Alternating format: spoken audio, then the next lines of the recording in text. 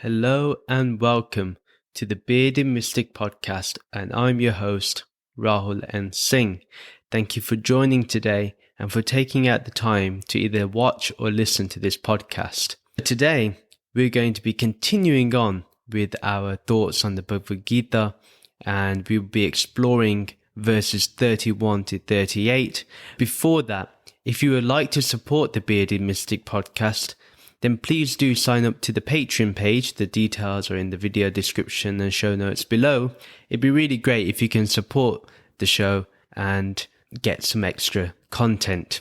So let's start with verses 31. Lord Krishna says, "Since your svadharma as a Kshatriya is to fight to protect, honor, and support the lives of innocent beings, you should not fear or hesitate to fight in this battle." Svadharma means one's own path or duty. Everybody has their own path. Nobody applies himself to a universal base of conduct. Everyone has their individual duty because everyone has an individual circumstance. Nobody has the same circumstances in life. Everyone is different in that regard. So it's really important that we understand that your own path, your own journey is important to you. And you have to look at improving yourself. I have to look at improving myself. And I have to understand that. Now, in the context of this, Lord Krishna also mentions how Arjun's svadharma is being a Kshatriya, which means a warrior. He's leading an army and he's going to be taking part in this battle. Therefore, we know that his duty, his own personal path, is one of protection. It's being established in this verse, the path that Arjun really should be adhering to. Being a prince, it is important for Arjun to remember that he is to fight to protect, honor, and support the lives of innocent beings.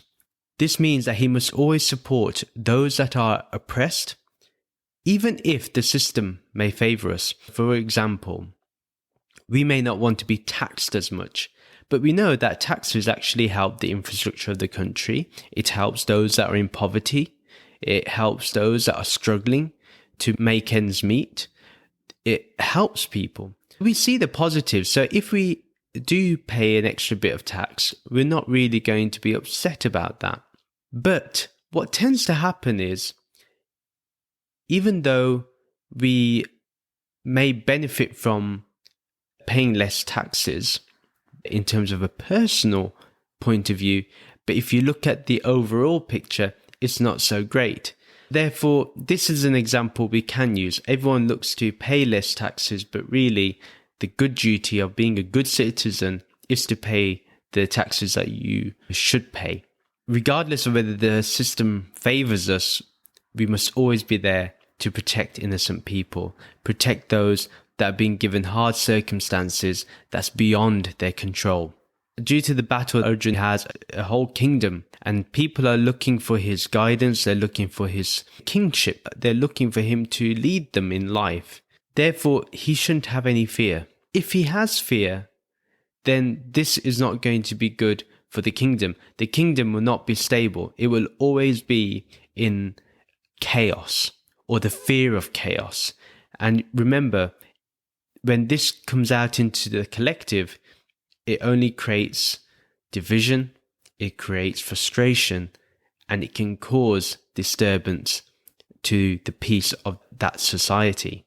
We know that he has already been informed by Krishna what his true self is. He knows he's the Atma, he knows that he is Brahman, the pure consciousness, and therefore is not the body. If the body dies, it dies. And Krishna will go into that a little bit later. The whole point is that Arjun has been given the real knowledge, the knowledge of the truth. And this has to be his armor. This has to be his weapon. And this has to be his way of thinking when he starts fighting in this battle. Only the body and mind knows fear, but our own dharma never contains any fear. Let me explain that a little bit. Whether we think something is right or wrong, we're able to justify that action.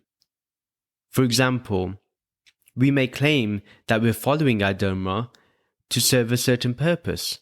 Say that somebody has harmed us, or harmed our community.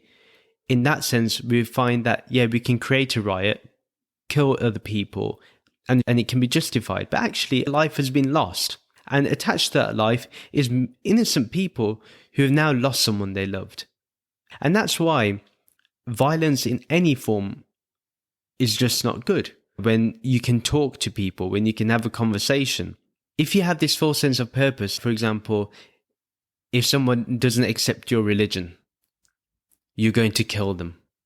Or you know someone has eaten a particular meat that your religion says they shouldn't eat. You cannot justify that action. That karma will always create pap. And by creating pap, it's causing suffering and pain to others. So you can have this full sense of purpose. And yes, you are following your own dharma, but your dharma is not that is eternal, that is attached to eternal principles that stand the test of time. And those principles are always going to be of love, of compassion, of kindness, of understanding.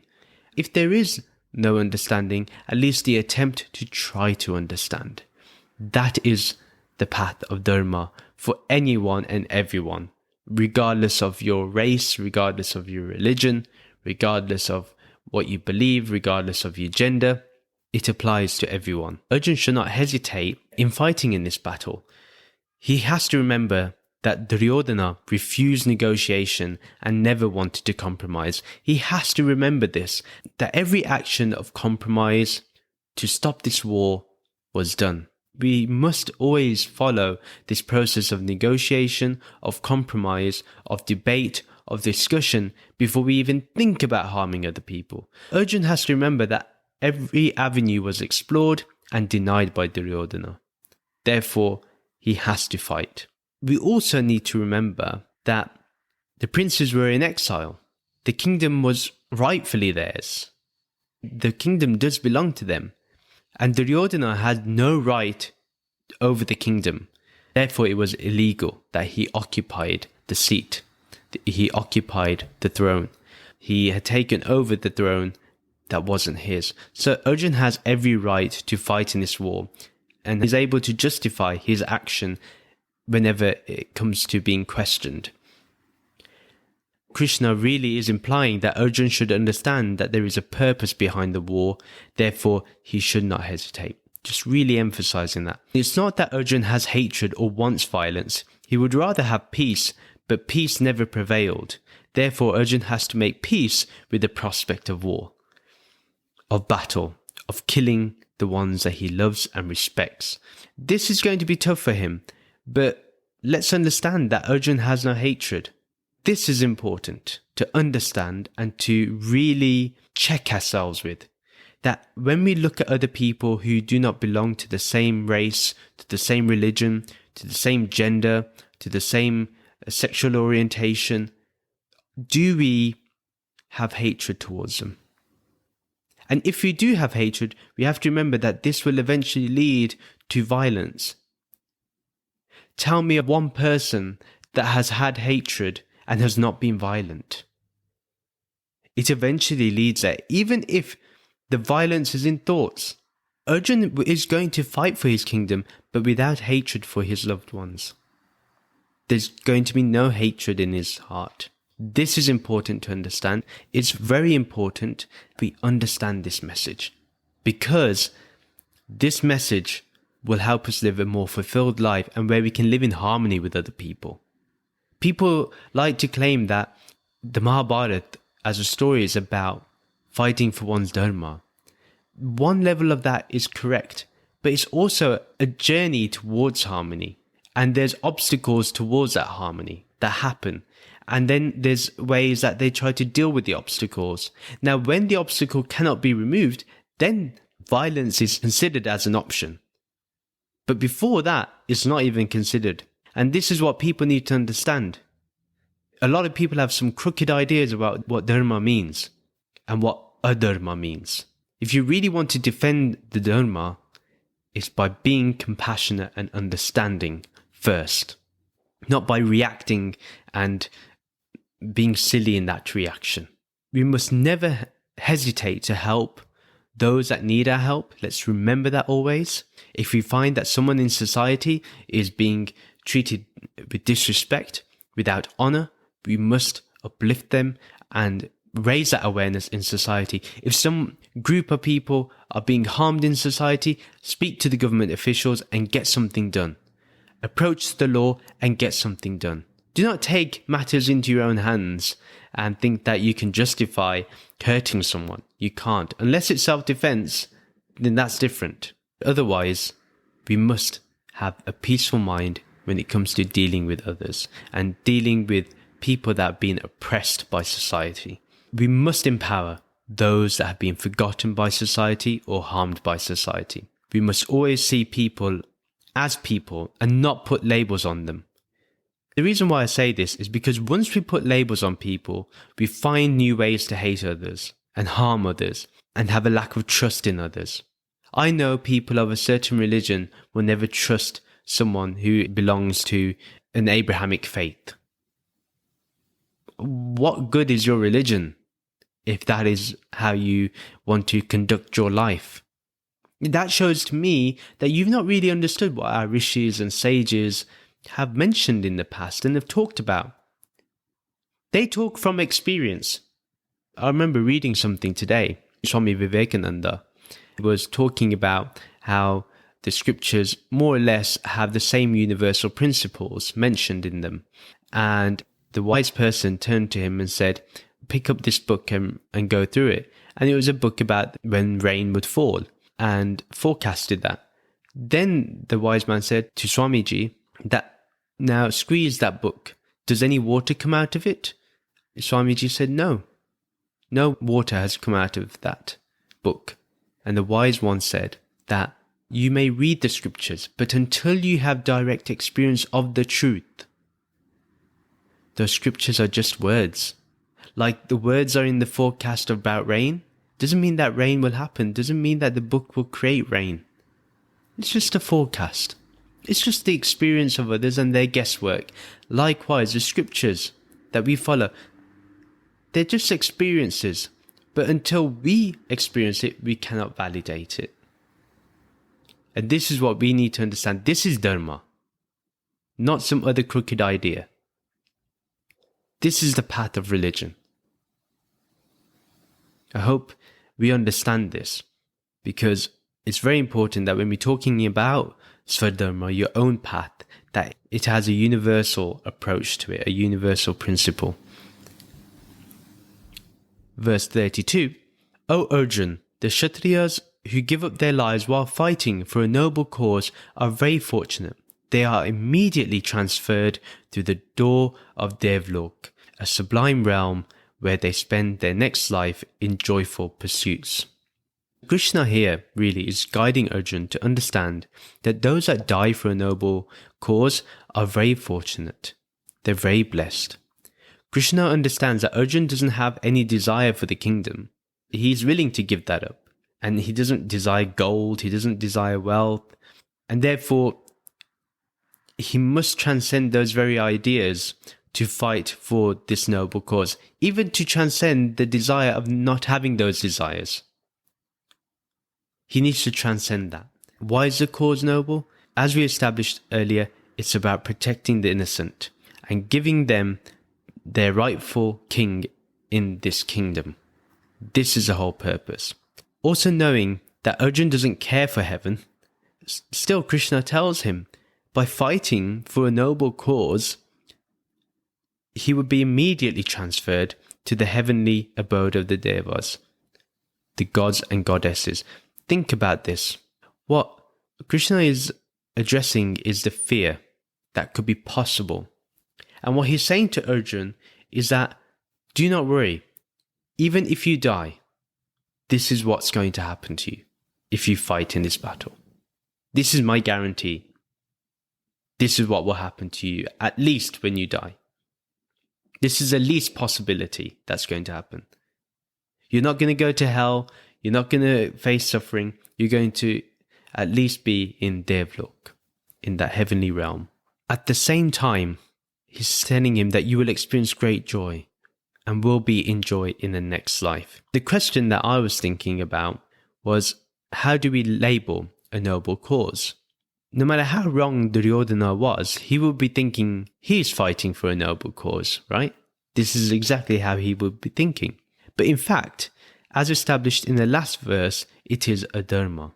And then what about the army of Duryodhana? Are they fighting for a noble cause? Each one of them is supporting the one who is following a dharma. Remember, Duryodhana is fighting in a dharma because the kingdom is not his, and he's taken over the kingdom illegally. Therefore, he's following a path that is against his own path, his own journey. He's not meant to be king, and he's not willing to even give the size of a needle of land to the Pandavas. This is how cruel he is. Now, what about the army? And although they are following their path or duty, it will still not provide them the same benefit as Arjuna, because they're still supporting, even if they do not agree, Duryodhana. This is the fundamental reason why they are still not following a true sense of dharma. They're not fighting for a noble cause. Yes, they're fighting and that is their dharma, but it's not for a noble cause. We do know that even Arjuna's teachers, his mentors, his elders, they're not really entirely sure if they are doing the right thing. It's only because they felt obliged to Duryodhana that they're fighting on his side. Even they're confused about whether they're fighting for a noble cause and whether they can say it's noble. Even if the army wanted to support Arjuna, they couldn't, because they had to fight for Duryodhana, because right now he has illegally taken the throne and they have to follow his every command. This is their dharma. They cannot avoid this. The odds really are not favorable to them in the next life, unfortunately. Now the question may be, and the conflict may be, if somebody says they will not fight, who's part of Duryodhana's army, and chooses to move to the Pandavas, would that be correct? In my opinion, it would be.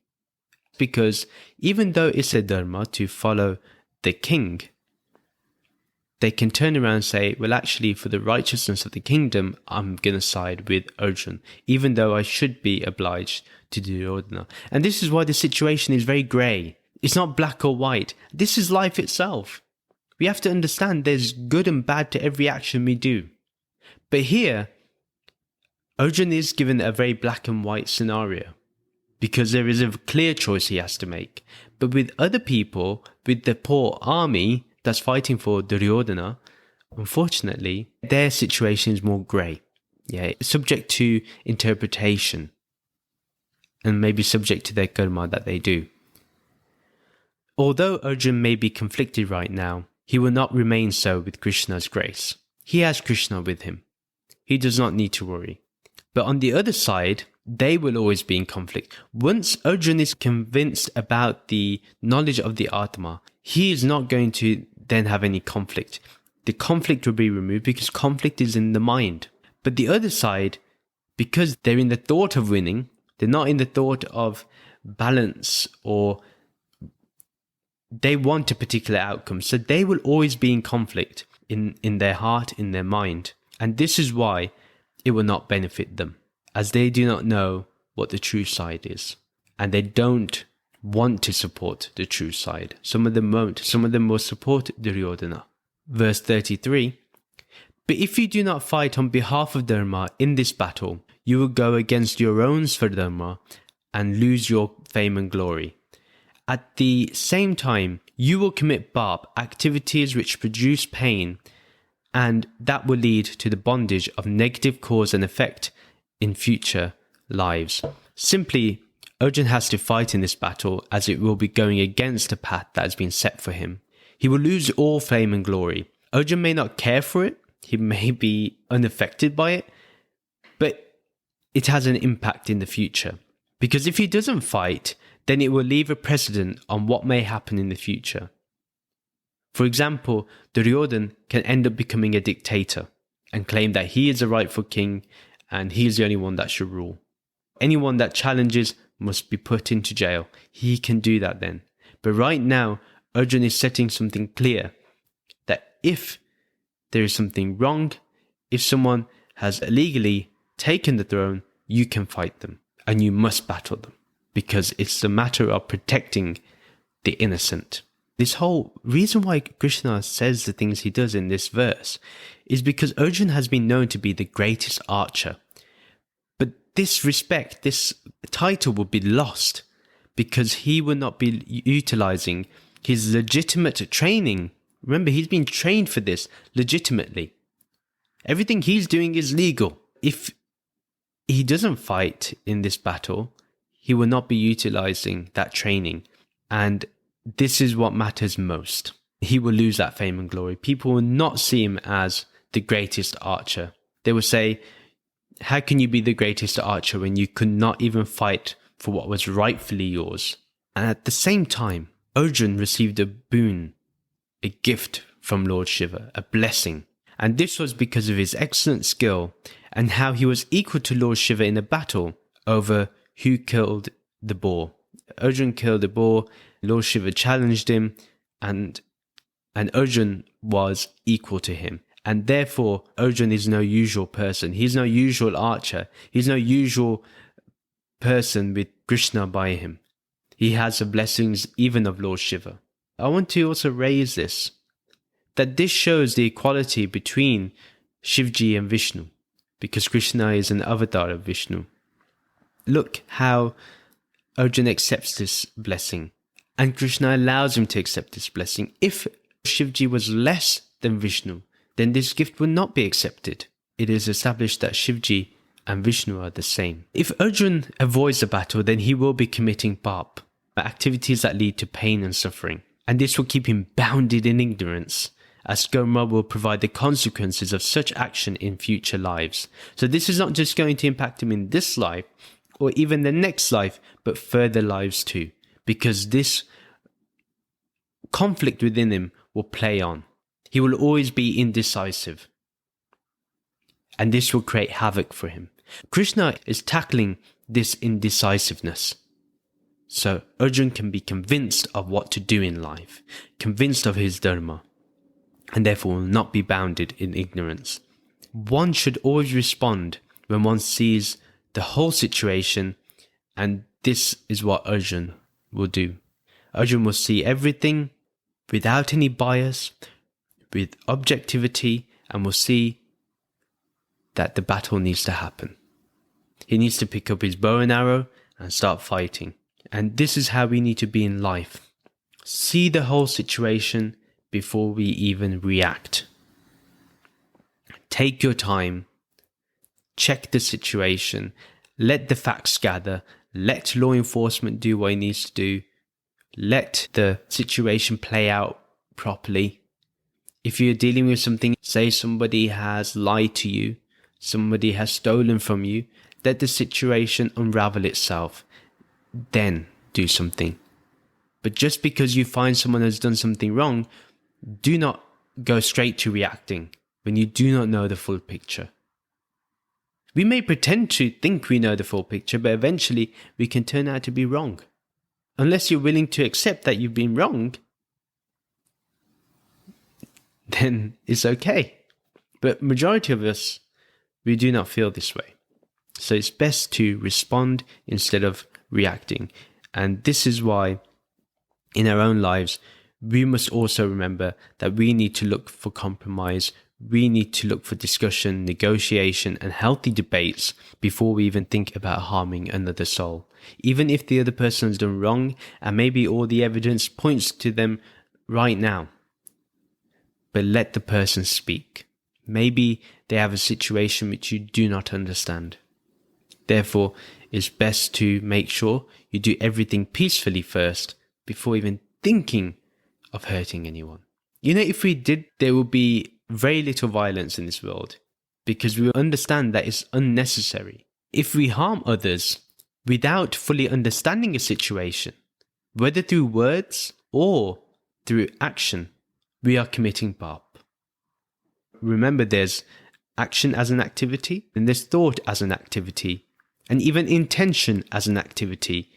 This will have negative consequences in the future, no matter how much you convince yourself that you're right to react.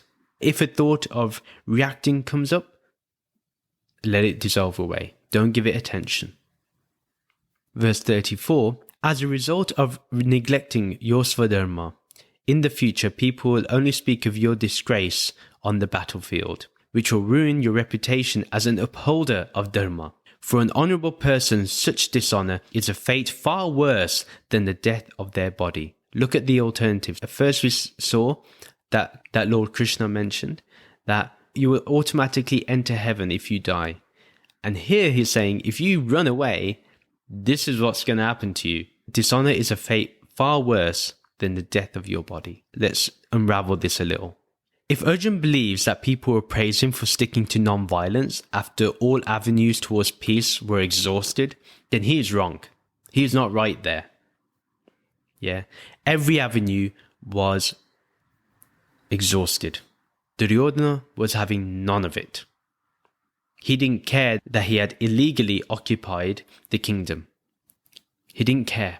Therefore, people will not praise him for sticking to non-violence in this situation. They will praise him for being non-violent while exploring every avenue, letting every avenue, every situation unfold itself. But now the situation has come to a standstill. It has come to a dead end. Non-violence will not work here. Ahimsa will not work here. Right now, he needs to understand what is going on. People will remember him for being a coward. They will talk about how he left the battlefield in the nth hour.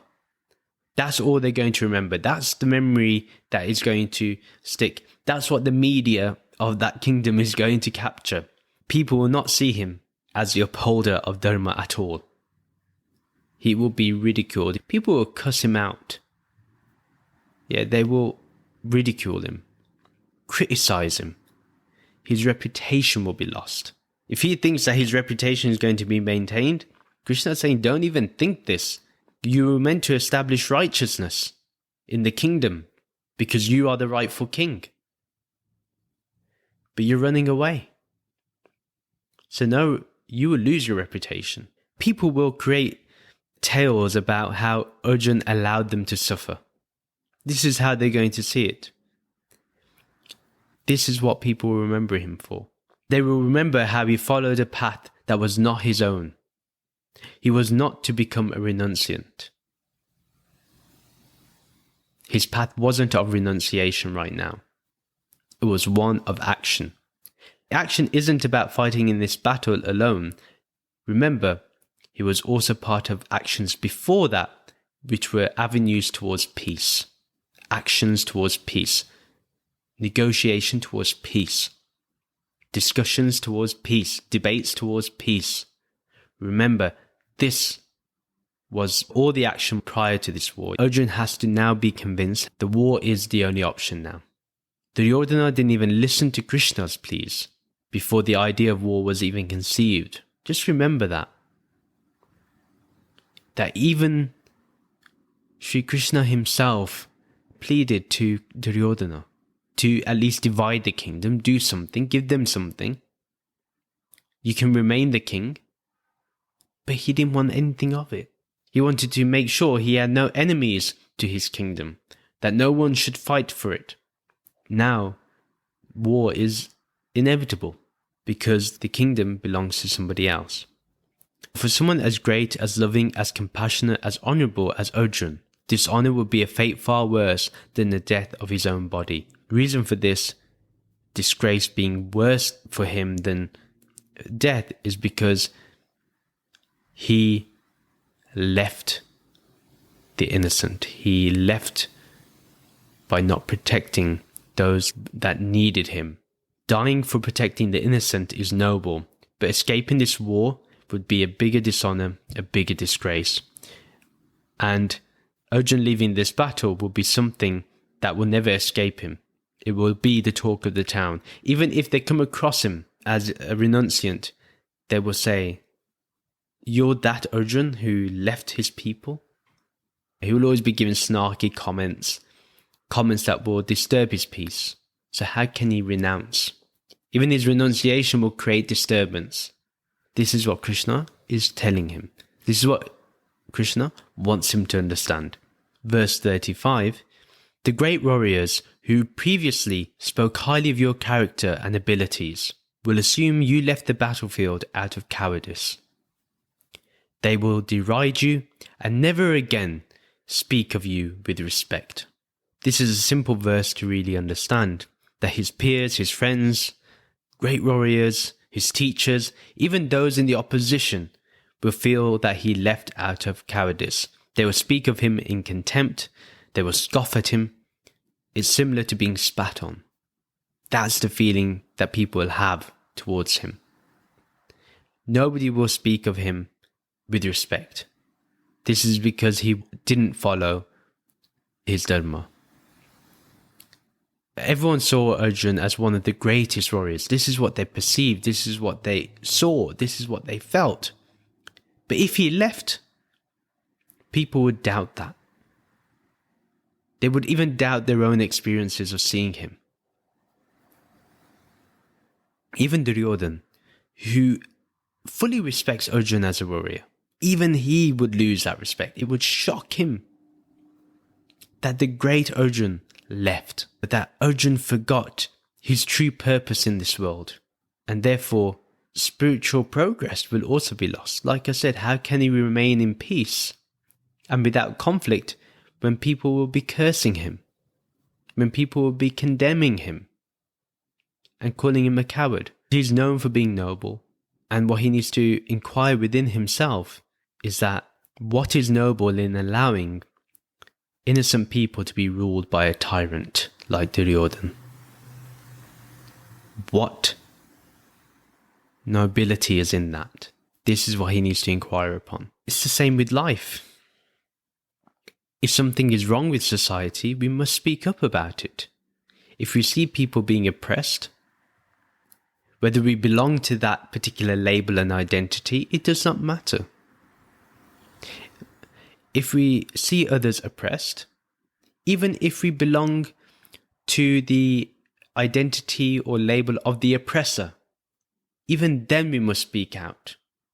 We must never allow that privilege to oppress others when we know it's wrong. Once you have knowledge that something is not right, something needs to be done. We see this whenever a horrible tragedy occurs. People gather together and they protest. They raise awareness in social media, wherever their skills can be used effectively, with the hope that it will bring systematic change. Yet if someone has the power to change things and doesn't, like Arjuna has, then they are a coward. If the president who has the power to change something, if the prime minister has the power to change something that will benefit society and does not, then they are a coward. They have failed the people, especially if they cannot justify their actions. It's up to the people to hold them accountable. In my opinion, politicians that do that, they're the worst. Or leaders that do that, even if you're a leader of a company, they're the worst. This is why politicians really aren't respected anymore, because we see that they do not follow their dharma.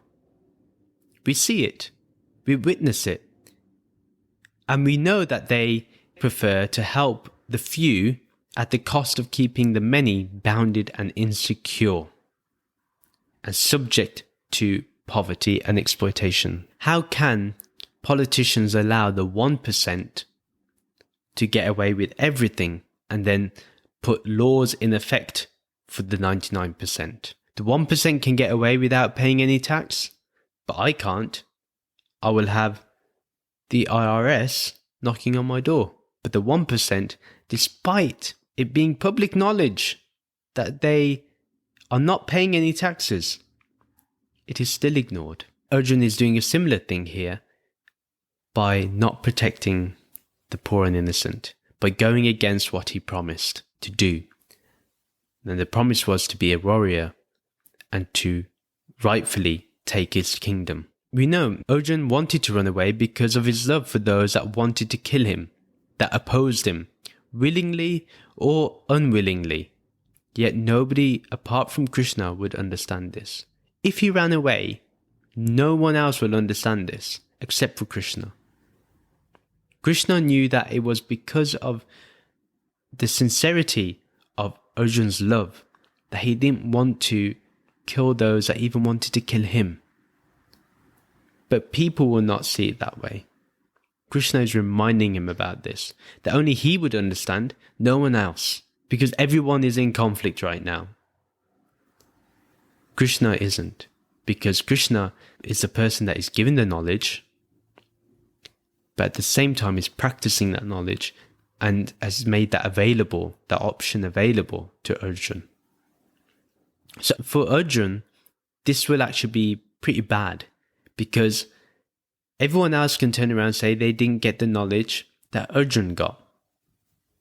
Right? The knowledge of Sankhya that Krishna revealed to him. Arjuna can't run away from that fact, that despite having the knowledge of Sankhya, he still wanted to run away. Even if Arjuna, as he said earlier in the Gita, that he preferred to beg for alms, even then people will remember that this is the person that rejected his own dharma. People will not reciprocate the same feeling of compassion. They may not even give him any food.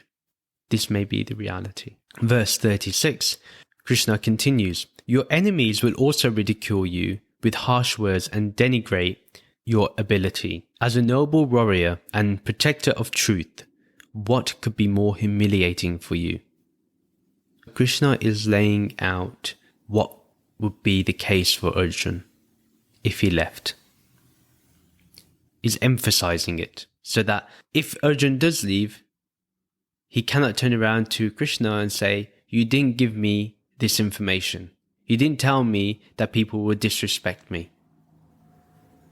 But here, Arjuna is given that knowledge. We know that his enemies will ridicule him with harsh words. They're not going to be nice about it. They're definitely going to mock him. Like I said, they will cuss him out, so to speak, and they will criticize him unfairly because they aren't going to see it from his perspective. Therefore, for someone like Arjuna, noble and a protector of truth, what would be more humiliating? What could be more shameful? And this would definitely make him feel absolutely ashamed of himself. Here is someone that would protect the truth, and the truth was that the kingdom is his, and that if he is the king, then righteousness can prevail. Then people can be available to deeper spiritual truths. Under Duryodhana, they're not going to get that. We can understand what is at play in this battle. It's not simply a battle over land. It's a battle of ideals, a battle of the truth remaining in the consciousness of society. People will see that he was running away from the truth of his own purpose. We know that Arjuna was claiming what was rightfully his, and that the enemies will mock him for not even putting up a fight towards it. That not even one arrow was used in this battle. They will remember that and mock him for it. They will claim and misinform people that he never cared about them, because they will justify it with the action of him leaving, and all sorts of conspiracy theories will be made about him. And the question is, could Arjuna live with that? Verse 37, Krishna says, "Listen, Arjuna, either your body will be killed in battle and you will ascend to the joys of Devlok, or you will triumph in battle and establish an honorable life here on Bhumi Lok, Mother Earth. Therefore, Uttishta, stand up and fight." We can see that Krishna grabs Arjuna's attention. He's saying, "Listen, Arjuna." Yeah, there's power in his voice. He tells him the scenario and that there are two outcomes in this battle. He has two outcomes when it comes to taking part in this battle. One is that if he is killed, then he will enjoy the joys of the heavenly realm. Eventually, he will come back to the earth, but because of the good karma that he did in his previous life, he will be on that path towards liberation. That is also because Arjuna is now aware that he is the Atma, the pure consciousness within the inner dweller, thanks to Krishna's wisdom.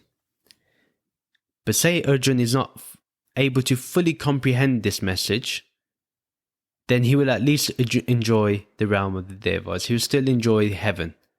He will still enjoy the heavenly realms. And this is what Krishna is guaranteeing him. He's not guaranteeing moksha or liberation right now, but he is saying that even if you do not understand the Atma or pure consciousness, just on your actions alone of fighting in this battle and leading the battle, this is what you'll be receiving. Instantaneously, there will not even be any questions about what you will go to. It will be instantaneous. This is the guarantee. Then Krishna gives the other outcome, that Arjuna will establish a great and honorable life here on Mother Earth. I love that he calls it Mother Earth. It gives respect to the earth. And this way, Arjuna would be able to live a life and continue to learn and arrive at self-realization. Then the option will be also available for him to attain moksha, mukti, to work upon himself. Krishna presented to him these two paths that were available, and leaving is not an option. Krishna is really establishing in Arjuna's mind he's going to fight in this battle. Arjuna must stand up and fight. He must get himself physically and psychologically pumped up, ready to lead his side on the battlefield. Verse 38, treat happiness and distress, gain and loss, victory and defeat, as if they are all the same. Let this conflict be your yoga, and you will not create pap. Now Krishna is summing up how Arjuna must approach this war, what mentality he has to apply, what his psychological understanding must be, what he must think psychologically in this war, in this battle. That within him there should be no conflict of wanting happiness or wanting distress or wanting to gain something, or feeling lost when losing something. Neither should he be too happy in victory and then too sad in defeat. He is to treat it the same. He is not going to view it any other way. There's always a conflict between the pair of opposites. He needs to allow that conflict to be his yoga, to be his practice towards union in the mind. What Krishna is saying, you will not create pap. He will not produce suffering if he remembers this. If for a moment, if he feels happiness during his victory, he will lose.